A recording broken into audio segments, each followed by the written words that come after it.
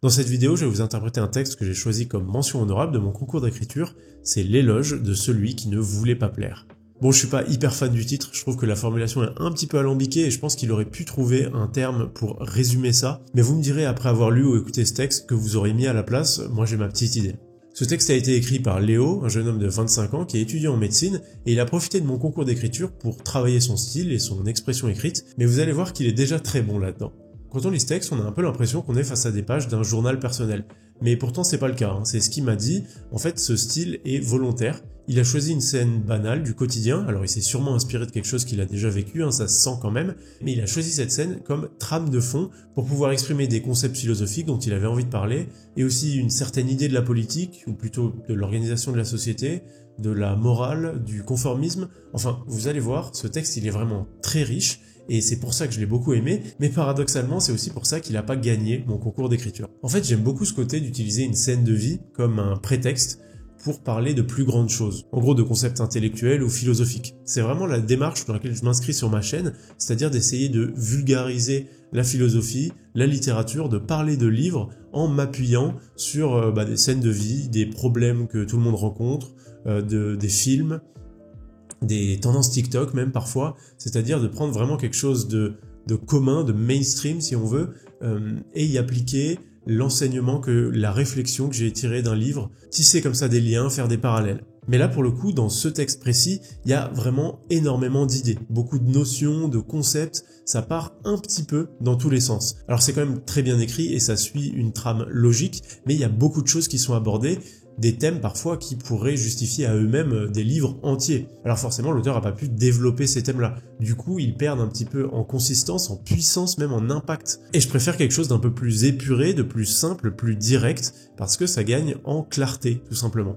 Alors c'est quelque chose qui est vraiment pas facile à faire parce que ça implique de faire des sacrifices intellectuels si on veut. C'est-à-dire il faut vraiment choisir de laisser de côté certaines choses, peut-être même des concepts philosophiques, des idées, des réflexions qui nous tiennent vraiment à cœur, mais on les laisse de côté volontairement pour ne pas nuire à la qualité du message total. En fait, il faut se dire que le lecteur, s'il ressort de notre texte avec une ou deux idées clés, c'est déjà très bien. Du coup, si on en mentionne 5, voire 10, en fait, on perd en clarté et les 1 ou 2 principaux, le lecteur va aussi les oublier. C'est-à-dire qu'avec trop d'informations, c'est possible que le lecteur ressorte avec finalement 0 message clé à la fin. Alors que si on accentue vraiment sur ces 2 points, en y mettant les formes, en mettant des exemples et en s'attardant dessus, c'est beaucoup plus probable que notre audience en retire quelque chose. Et donc en fait, ça implique de comprendre quelles sont les idées qui servent vraiment le propos, la qualité de la démonstration ou de la réflexion, et quelles sont les idées en fait qui sont simplement des petits caprices du créateur, si on veut, c'est-à-dire des idées qu'on a simplement envie de mettre en avant parce qu'elles nous tiennent à cœur, mais qui ne servent pas vraiment le texte ou la production en question. Et c'est un exercice qui est vraiment pas facile à faire. Je sais que moi je le fais très souvent dans mes vidéos.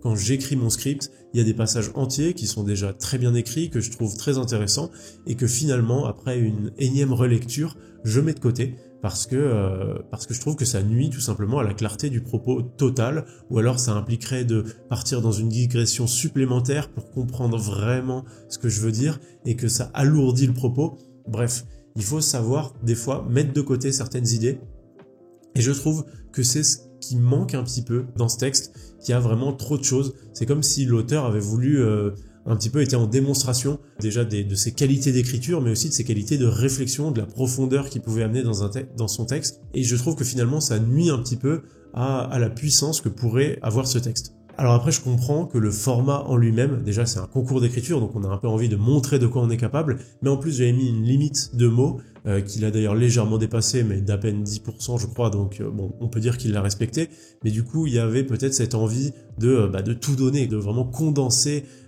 son message, sa pensée, tout ce qu'il voulait dire en 2000 mots. 2000 mots c'est déjà pas mal, mais c'est aussi très court, ça passe vite. On peut pas exprimer évidemment toute la profondeur de notre pensée en 2000 mots, et j'ai l'impression que c'est un peu ce qu'il a voulu faire. Alors il n'empêche que j'ai quand même trouvé ce texte très intéressant, surtout très agréable à lire, vraiment très bien écrit en fait. Il y a vraiment du vocabulaire, il y a des longues phrases, mais c'est quand même assez fluide, assez clair, et surtout j'aime beaucoup le ton, le style qui a été adopté, qui est un style quasiment pamphlétaire en fait. C'est vraiment dans l'invective, ça frôle presque avec l'agressivité, et c'est vraiment quelque chose que j'aime bien, ce côté un petit peu choquer le lecteur. C'est comme si on l'amenait un petit peu dans le texte, on l'ébranle dans ses convictions et on le fait vraiment participer activement quasiment à la lecture parce qu'on sait que ça va le plonger dans une réflexion personnelle vis-à-vis de ses propres comportements, de ses propres biais. Et j'aime bien ce style vraiment incisif que l'auteur a choisi. En fait, on sent une certaine colère poindre dans ce texte vis-à-vis de la société moderne dans son ensemble, mais aussi des hommes modernes et de leur passivité vis-à-vis de la situation actuelle. Et on sent la colère, le dégoût, le mépris même peut-être de l'auteur vis-à-vis de cette situation. Et j'avoue que ça m'a un petit peu touché personnellement parce que c'est quelque chose que j'ai ressenti pendant longtemps, que je ressens encore toujours, mais que j'ai appris peut-être à un petit peu atténuer. J'ai appris, disons, à mettre un petit peu d'eau dans mon vin, à faire preuve d'empathie vis-à-vis de la passivité des gens face à la situation moderne que je trouve quand même assez déplorable. Mais effectivement, du coup, ce texte m'a touché, m'a rappelé ces moments où j'étais moi-même un petit peu dans l'invective, où j'étais un petit peu énervé contre le monde et m'a rappelé une certaine partie de mon histoire, si on veut. Et ce qui est vraiment intéressant, c'est que ce style, il fonctionne très bien avec le sujet même de l'éloge. Donc, celui qui ne veut pas plaire. C'est-à-dire celui qui n'hésite pas justement à choquer le monde, à défendre des points de vue extrêmes, voire quasiment caricaturaux, voire même qu'il ne pense pas vraiment au fond de lui, mais il se sent quasiment obligé d'avoir une posture anticonformiste ou voilà vraiment dans l'invective pour titiller les gens et les faire réfléchir. Donc j'aime bien ça, c'est assez habile de la part de l'auteur parce que ce style un petit peu pamphlétaire et incisif qui vient gratter un petit peu là où ça fait mal, qui vient soulever des recoins sombres chez le lecteur, en fait ça participe vraiment au thème de l'éloge qui a été choisi, donc je trouve ça vraiment judicieux, c'est bien joué. Voilà, bon je vais essayer de pas faire un commentaire plus long que le texte en lui-même, donc on est parti pour la lecture, éloge de celui qui ne voulait pas plaire. Je fus la veille au soir l'acteur d'un phénomène bien connu, se déroulant dans des proportions si criantes qu'il me semble opportun d'en faire un commentaire. À l'occasion d'un de ces améliorés, qui constituent le quotidien de l'interne en médecine, tous ces carabins se rejoignent, fidèles noceurs qu'ils sont, dans des événements où l'esprit de joie et de fête flotte dans l'air. Ce sont des instants convenus, balisés, qui ne réjouissent pas un esprit à l'acuité fine qui ne peut se contenter de discours mièvres. On se plaît à aller à ces événements pour diverses raisons. La première étant de vouloir voir perdurer un esprit de camaraderie dans un semestre qui l'exige, et ainsi les tenaces sollicitations à notre présence sont plus aisément acceptées. De plus, le corps réclame sa part de plaisir, et le démoniste en moi cède à la vue d'un bon repas acquis indolemment. Plus encore, la présence de ma copine et le prosaïque résidu d'instinct grégaire en moi finissent le travail. Hier soir, en tout cas, j'étais de ces mondains. La sapidité du taboulé subtilement épicé détonnait avec les chipolatas à la cuisson hasardeuse. Le repas englouti, un interne des urgences finit le travail tard et oublie régulièrement de manger face aux vagues successives de miséreux se présentant aux urgences. Nous commençons les plates conversations que des individus ne se côtoyant qu'à l'accoutumée au travail peuvent avoir. L'expérience commune forme les groupes et il est naturel que des médecins parlent de médecine. Et dans une branche demandant tant de travail et d'efforts, beaucoup ont oublié la diversité de la vie, souvent par aliénation, parfois par passion, toujours par nécessité. C'est ainsi que le champ intellectuel du médecin commun se stérilise à mesure qu'il encode de lourdes considérations médicales. Car l'exigence isole, et la plupart de mes pairs, happés par la technique et le rythme effréné du labeur, semblent avoir relégué d'autres fruits du monde à l'arrière-plan, non par manque, mais par nécessité. Dans ce décor relief monotone, je suis l'abeille cherchant toujours son nectar délicat, et je butine d'agglomérats en groupe pour distraire au mieux mon esprit. Un coup sur les recommandations, un autre sur un cas clinique à la fantaisie convenue, un autre sur un quelconque ragot de service dont la médiocrité résiduelle en moi, excitée par l'événement, cherche à s'emparer pour on ne sait quel vil plaisir. La soirée passant, ces doctorants s'ouvrent progressivement à la douceur d'une atmosphère allégée par la familiarisation.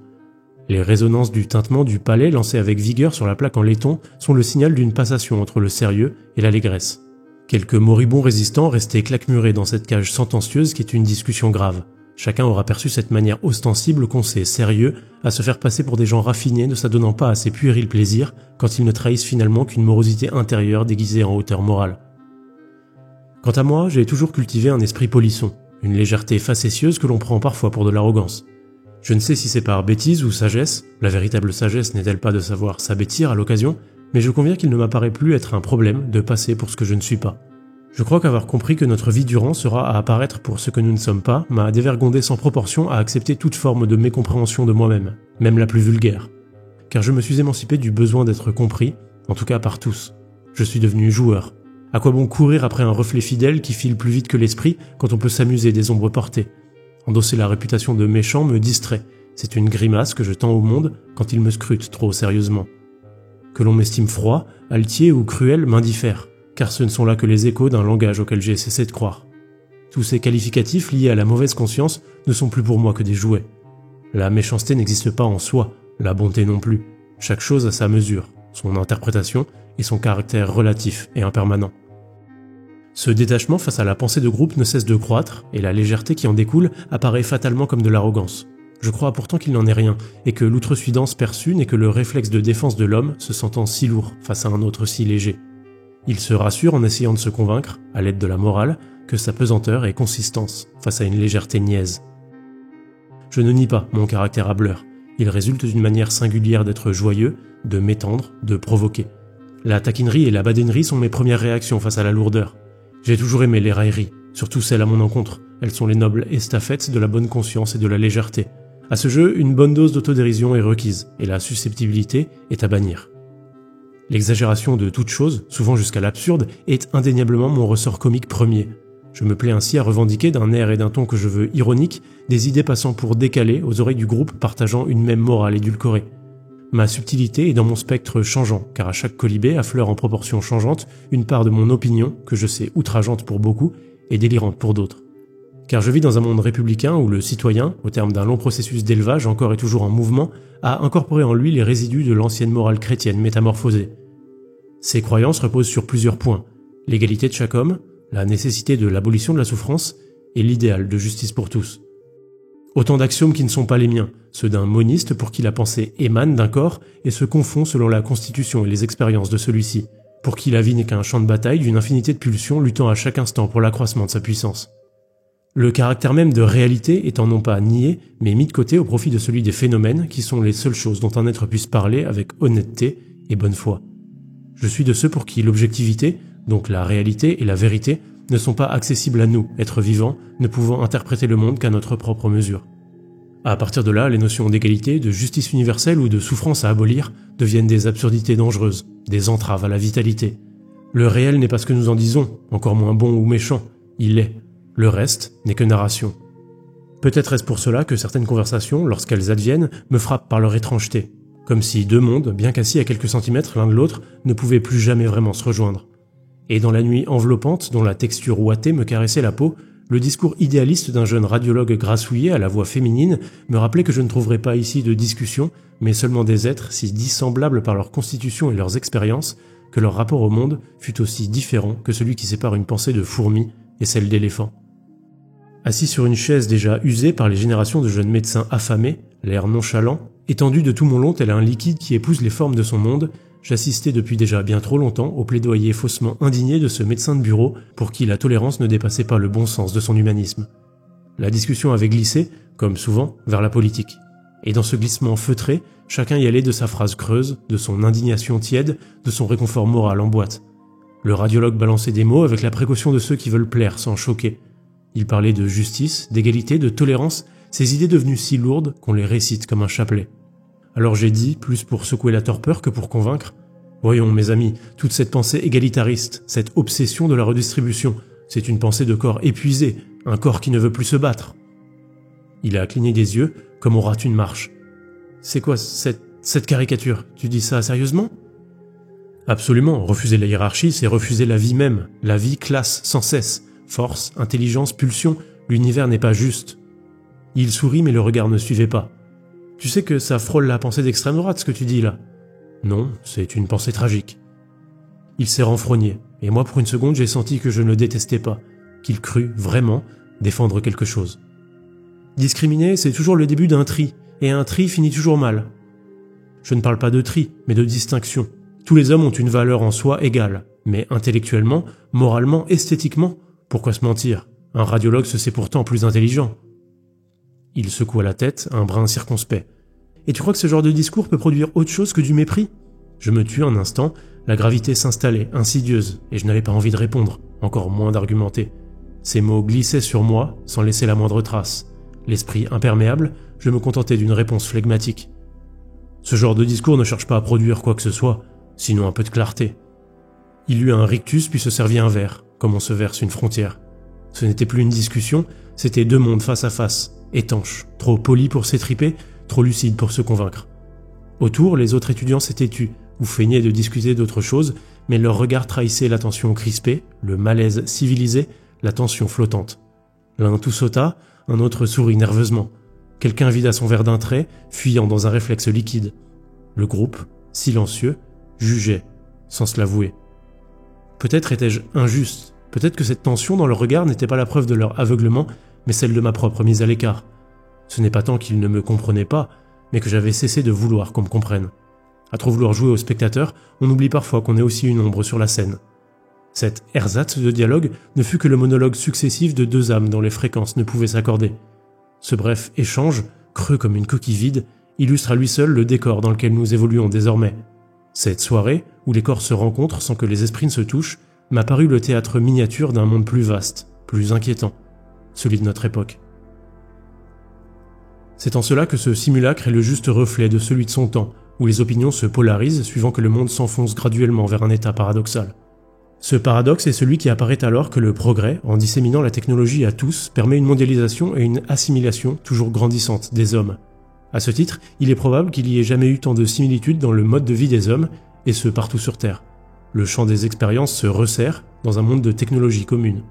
Ce kitsch omniprésent contraste pourtant avec une nouvelle séparation, celle des pensées, car les hommes exposés à des bulles d'information en viennent, alors même qu'ils vivent dans des conditions analogues au même endroit, à avoir une vision du monde différente, menant à une dissonance dans le débat public. L'ère des réseaux sociaux et de l'information choisie et en direct est en marche pour écraser ce langage universel que nous voulions, avec ses défauts et ses avantages, voir advenir. Il convient tout de même de dire que dans le domaine scientifique notamment, l'uniformisation des nomenclatures et des modes de rapport des découvertes vise à rendre plus efficiente la société. Ainsi, il n'est pas question de déplorer les conséquences des causes que nous chérissons, mais seulement de faire remarquer que le commun est malgré lui embarqué dans un monde où il ne pourra bientôt plus communiquer avec véracité. Pour autant, je ne renonce pas à vivre, au contraire, la pensée noble existe toujours, elle a bien trop de vigueur pour mourir, et c'est dans ces citadelles, dans ces groupes bien choisis, que toujours elle se muscle. Il s'agit de trouver ses égaux, ceux avec qui notre corps et notre esprit font miroir. C'est en assumant de vivre le monde à sa mesure, jamais plus, que nous vivons pleinement. Je ne parle ici pas de repli, pas de biais de confirmation et de rejet des kermesses fidèles à ses améliorés. Vivre, c'est accepter l'habituel. Savoir s'ébattre dans la routine et en extraire les sucs délicieux est un art de noble valeur. Celui de faire ressortir le beau et l'exhaler de toute chose. Vivre avec malice, porter le masque et en changer à l'occasion pour toujours s'épanouir, voilà la noblesse. Et nous, esprits en quête d'indépendance, nous ne consentons à faire tomber le masque que dans des instants sélectionnés, ou alors la vie reprend toute sa dionysiaque force. Ces moments se sont ceux passés avec ceux que notre condition reconnaît comme nos égaux, voire nos supérieurs. Puisque oui, derrière l'arrogance se cache notre hiérarchophilie, cet insigne culte de la vie qui nous procure tant de joie. Nous savons nous agenouiller pour tirer de la vie toute sa profusion de force. C'est peut-être pour cela que, même au cœur de cette soirée bruyante, mon regard cherchait, sans le dire, ceux dont le visage, ou la parole, trahissait un éclat, une tension, une densité différente. Un mot finement placé, une ironie bien pesée, une forme de nonchalance habitée, autant de signes d'une vitalité supérieure. Je les repère comme d'autres devinent l'orage. Cela ne vint pas. Je le savais. Et je n'étais pas venu pour cela. Ces hommes aux pupilles rieuses, dont chaque geste et chaque mot portent l'aspérité que mon aveugle avidité de vie recherche pour y accrocher l'extase, je les connaissais déjà. Et ils n'étaient pas là. La nuit continuait de couler, et déjà le flot incessant de mes pensées, au remous toujours plus fort, finissait de m'emporter. Il fallait cesser la dérive. Je regagnai alors la berge.